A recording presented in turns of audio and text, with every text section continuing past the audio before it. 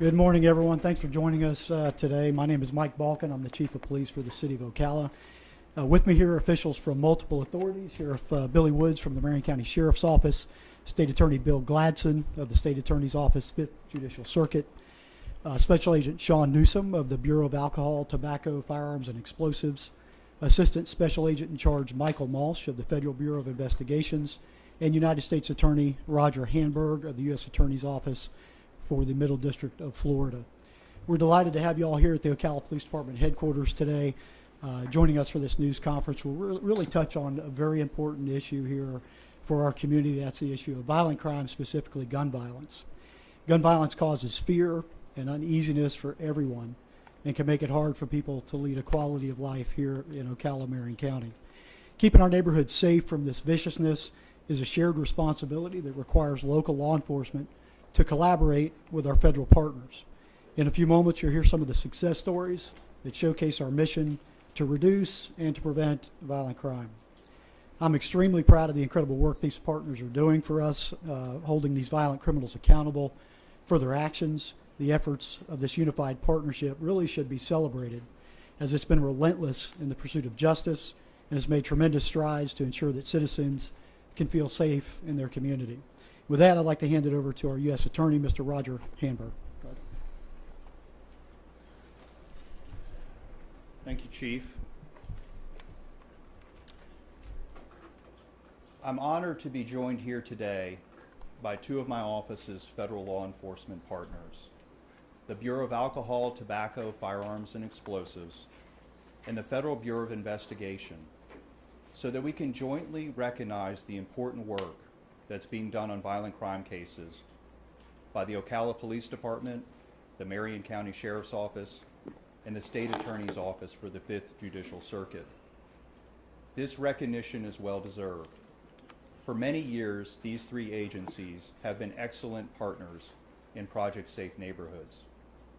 Launched in 2001 by the United States Department of Justice, Project Safe Neighborhoods is a nationwide initiative that brings together law enforcement officials, prosecutors, community leaders, and other stakeholders to identify the most pressing violent crime problems in a community and develop comprehensive solutions to them. Project Safe Neighborhoods is built on several core principles. They include fostering trust and legitimacy in our communities, supporting community-based organizations that prevent violent crime from occurring in the first place, setting focused and strategic enforcement priorities, and measuring the results of our efforts. Since its inception, Project Safe Neighborhoods has been a success in Ocala, in large part due to the excellent partnership and teamwork by the three agencies here today, along with their federal counterparts at ATF, FBI, and other federal agencies. This teamwork involves close collaboration between investigators and prosecutors. On a regular basis, federal prosecutors from my office and assistant state attorneys from the State Attorney's Office review cases for potential prosecution from the Ocala Police Department, the Marion County Sheriff's Office, ATF, and FBI. Through this process of working together, we are able to identify the individuals who are the drivers of violent crime. In most communities, the number of such individuals is rather low. By way of example, the National Network for Safe Communities has estimated that members of violent groups typically constitute less than 0.5% of a city's population, but are linked to 60 to 70% of the shootings and homicides. Experience has shown that effective prosecution of those individuals can have dramatic reductions in violent crime in a community. And that is the approach that we employ here in Ocala. Working together, we start by using the best available information to focus our efforts narrowly on the most violent offenders. Once those violent offenders have been identified, we use available statutory tool, every single one that we have in our arsenal, to hold them accountable. This approach has been successful. Between July 2018 and December 2022, these agencies here today have worked together to charge 60 defendants in federal court. Those prosecutions have involved federal charges for a variety of offenses, including illegal firearm possession, and possession of firearms in furtherance of drug trafficking offenses. These cases have resulted in convictions of defendants who have possessed ghost guns, as well as defendants with criminal records that qualified them as career offenders or armed career criminals. So far, of the 60, 49 defendants have been sentenced to a combined total of 388 years in federal prison. But those are just some of the cases that have been prosecuted as part of this effort. Our colleagues at the State Attorney's Office, under the leadership of State Attorney Bill Gladson, have handled even more violent crime and firearm cases in state court. Our offices take a team approach to prosecutions in Marion County. My office and State Attorney Gladson's office work together to find the appropriate court to prosecute violent crime cases, so that we can ensure that we are doing everything that we can to reduce violent crime in Marion County. And more cases are coming. In 2022, I added 2 prosecutors to my Ocala office to handle more Project Safe Neighborhood cases. We expect many more successes working together with our partners in 2023. 3 of those partners are with me here today. They are Chief Mike Balkin, Sheriff Billy Woods, and State Attorney Bill Gladson. For many years, these 3 leaders have been excellent partners, not just to my agency, but to every agency that serves the people of Marion County. Each of them is committed to public safety and protecting our community. I would like to thank all 3 of them, Chief Balkin, Sheriff Woods, and State Attorney Gladson, for their leadership and partnership on Project Safe Neighborhood cases. Another leader who is worthy of recognition is my Ocala Chief, Robert Bodner. For many years, Chief Bodner has been dedicated to working closely with our law enforcement partners here in Ocala to prosecute cases in federal court that will serve to protect the community and reduce violent crime. The successes that I'm talking about here today are due in no small part to Chief Bodner's leadership. We are lucky to have him as our chief here in Ocala. The 60 defendants who were federally charged in cases investigated by these agencies, and the many more who've been prosecuted in state court, they all had something in common.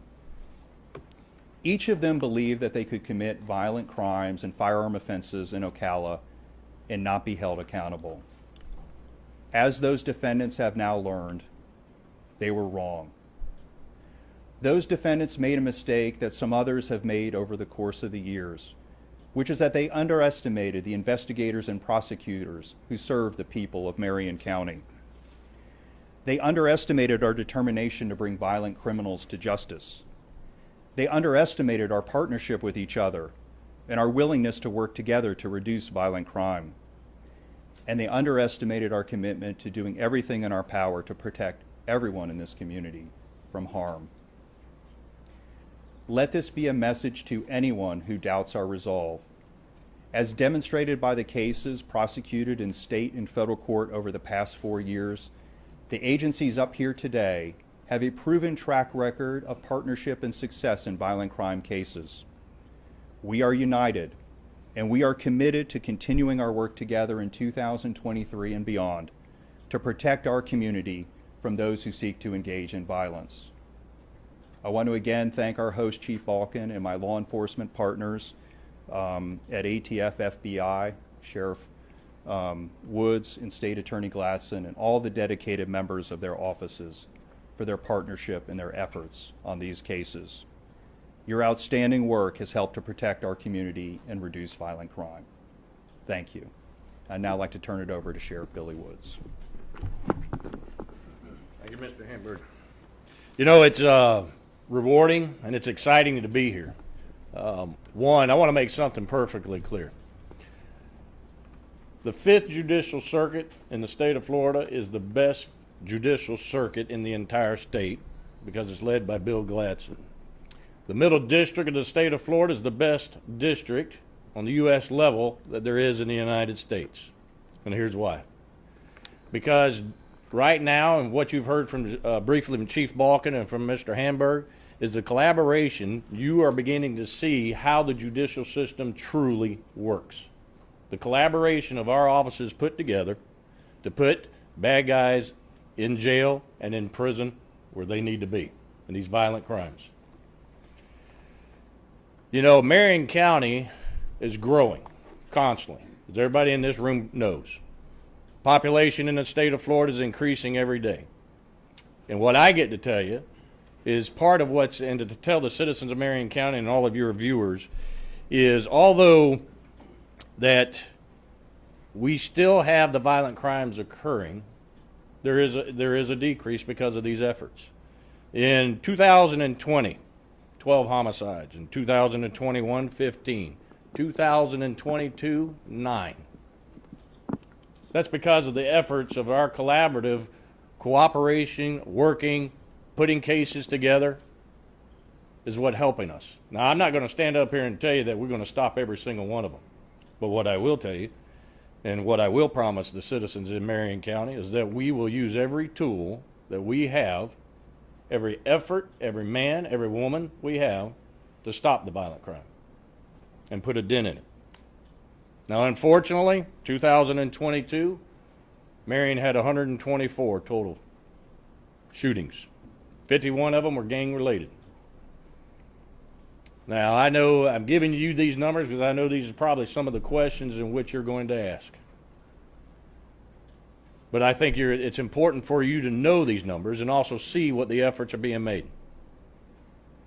Again, I'm going to say it again. This is how the judicial system works. It starts in the beginning with us in law enforcement. It goes to the state attorney. It goes to the U.S. attorney. We always hear and see the bad things in law enforcement or even on the judicial side, but the truth is that is a minority occurrence. We work hard every day in this partnership. ATF, FBI, the attorneys. It works. It ain't perfect, but it works. And it's because of men that are standing behind me and women, leaders like this, who say that I'm going to protect the community in which I am in. That's what everybody needs to know. So, that's all I got to say. Chief? Bill? Thank you, Sheriff, for those kind words, and thank you, Mr. Hamburg, for your kind words, and thank you for everybody for being here. I want to go into a little bit of detail of what it means. You know, the theme has obviously been cooperation, and under the leadership of the people behind me, we have been able to combat violent crime here in Marion County. But what that means practically is every single day the prosecutors and the law enforcement officers are talking to each other, they're working together, they're meeting, they're collaborating so they can figure out what the most efficient and effective way to prosecute a particular case is. And Mr. Hamburg touched on this. There might be a case that starts out in state court that is best prosecuted in federal court, and these kinds of relationships that we all have that we've been talking about make it a safer community. They make it a safer Marion County, and it wouldn't happen without the leadership of the people here today. So I just kind of want to give you a window into what that means. That means every single day, every one of these law enforcement officers that's on the ground, they're communicating with each other, they're talking to the prosecutors, they're working hard, they're working so much harder than I think people really recognize. So with that, I believe I will turn it over to Chief Balkin. All right, thank you, everyone. Yeah, I think it's the message here. It's very clear that the effectiveness of this collaboration that we have or we enjoy here is incredibly impressive, clearly evident based on the numbers that were shared by the sheriff as well as Mr. Hamburg that he just provided. And I know that all of us look forward to continuing these valued relationships to make sure we can make our neighborhoods even safer than they already are.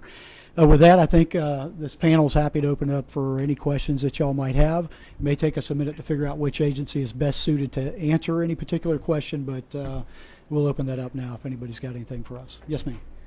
It's been 1 month since the New Year's Day shooting in Ocala that injured 4 people and killed 2. Mm-hmm. What progress has the police department made in finding the person or people responsible for this? That's a great question. It's an extremely complicated case with a lot of people present, as you know, at a block party. I know our detectives, our agency has made 5 peripheral arrests in relation to that case. and they continue to work through those leads. And it's extremely complicated. There's a lot of people involved, and it's going to take some time for us to come to full circle and bring that to fruition. But we expect a positive closure on that case in the near future. Are there any leads right now? There is. They're following up on many leads. Again, a lot of witnesses that were out on scene, and it's a great time to reiterate, something that we say. I know the sheriff and I say often. We know there's folks out in our community that were there, present, and witnessed this crime unfold. We need those people to come forward. We're able to make arrests, and Mr. Gladson's able to effectively prosecute these individuals. When people come forward, we're provided with the evidence that we need and the witness statements that are needed to bring this case to a successful closure, not just in handcuffs, but in the courtroom. Thank you for your time and updating us, but can you fill in the details? How were some of these guns confiscated? Under what circumstances? Yes. Drug rings? How many drug rings? We can talk about numbers briefly, and I didn't get into a plethora of statistics because we could go all day with different numbers. I can tell you, as it relates to our gun statistics, in 2021 alone, just the Ocala Police Department, Ocala proper, we recovered 483 firearms. 37 of those were reported stolen. This past year, 2022, 461 firearms were recovered, with 33 of those being stolen. Now that means a portion of those firearms are stolen. Some are obtained legally through purchases. Some of them are left behind at crime scenes. You name it. So we have a plethora, but that should be alarming to anybody that we're recovering almost 500 guns a year off the streets of Ocala. I know it's an obvious question, Chief, but why is it alarming? Well, I mean, I think just the sheer volume of violent crime, and I'll fall back on the sheriff's numbers that he provided. Our violent crime numbers have steadily decreased, and in looking at the preliminary numbers for 2022, keep in mind it's only February 1st now, so we're still deciphering those numbers. Our violent crime will decrease in 2022 in the double digits, between 10 and 17% is what we're looking at, with gun violence actually decreasing upwards of 30%. But the bottom line is, and this young lady made a good point, we had 6 people shot on New Year's Eve. Two of those died. So just one of those homicides is reason to cause alarm enough in the minds of law enforcement here in Ocala, Marion County. I hope that answered your question. Well, I was just looking for more details in terms of were these guns confiscated during drug bust, or just maybe 1 or 2 cases. Sure. So I'll speak to that. So they're confiscated everywhere. They're confiscated on the quote unquote routine traffic stop. We had a shots fired call just 2 days ago. Our drug unit executed a search warrant at a house where the shooting happened at and recovered 15 illegal firearms in one house. So, it's a simple question to ask. It's hard for me to answer. We recover them on consensual encounters, on traffic stops, on search warrants. They're left behind at crime scenes, you name it, and we found guns there. And to be able to have found them, I know you can't tell us how less crime there was, but how much safer does that make this community? Yeah, and that's a good point. It's hard for me to try to qualify that negative number, right? What we're preventing, but I do think you can look towards the violent crime trends that we're seeing year over year, and the sheriff touched on it at a time when our community is growing exponentially. And we're not maintaining, towing the line with violent crime, but it's dropping throughout the county. I think speaks volumes of that prevention and what's really occurring in the community. We've seen people. Let me address her real quick. Thank you. I want to make something clear. It's not the gun that's doing the wrong thing. It's the person. All right? No matter how many guns we take, it isn't the gun that's committing the crime. It's the individual. So stopping the violent crime is the efforts from their office and from his office. It's putting the individuals behind ours who want to commit the crime. Now, we had 321 stolen guns. That's someone that illegally got a gun. The gun didn't stand up and say, hey, I want to go with you. It's the person. So I want to make sure that we don't lose focus. It's not a gun. Everybody wants to make a gun look like a gun is bad. I'm here to tell you a gun ain't bad, okay? It's the bad people who put it in their hands and use it in a bad way. Let's not lose focus. And, but what kind of relief is it that the bad people attached to these guns, I think 49 have been convicted, is that right? What kind of relief is that? I'm not quite sure what you're asking, but the relief is, get 'em off the streets. listen, I'm always happy when a bad guy gets in jail. Let's be frank, I love it. Love it when the bad guy, especially those that want to do violent crime, harm my citizens, harm the good law-abiding citizens out here, okay? And she referenced to their shooting in the city. You know, innocent people got hit. But again, it wasn't the gun. It's the human being that made the decision to do that. That's what I want to make sure is clear here. Younger and younger people are starting to, become more involved in these violent crimes. We're seeing more youth be involved in this type of crime. What type of efforts are these agencies taking to mitigate how many minors are becoming involved in gun violence and this type of stuff? You know, we in law enforcement, and it isn't just unique to myself and Chief Balkin, here in the state of Florida, we pretty much have a school resource officer or school resource deputy in every school. We have the DARE program, where we're trying on our part to teach these kids of responsibility, teach them about what's right and what's wrong, especially in the gun violence. Which I think which is a good thing you're starting to see now, at least I know myself and Chief Balkin are, is seeing where other students are speaking up, see something, say something. Those type of programs that are in place where the kids have got encouragement. Look, I've taken 5 guns off of campuses in Marion County schools this past year. No, excuse me, this past semester. In the last 5.5 months, 5 guns. Now, that was because of someone, a student, saw something and said something. And that's kudos to them. Now, we have all kinds of programs. Programs, I think Mr. Hamburg briefly mentioned about the programs in which they have in the safe schools. There's tons of programs. But, however, we can have all the programs in the world. But do you know where it begins? It begins at home. Now, we can have a philosophical debate here all day long about what causes people to do it. But the truth is people need to be parents. Not a buddy, not a friend. Be a parent.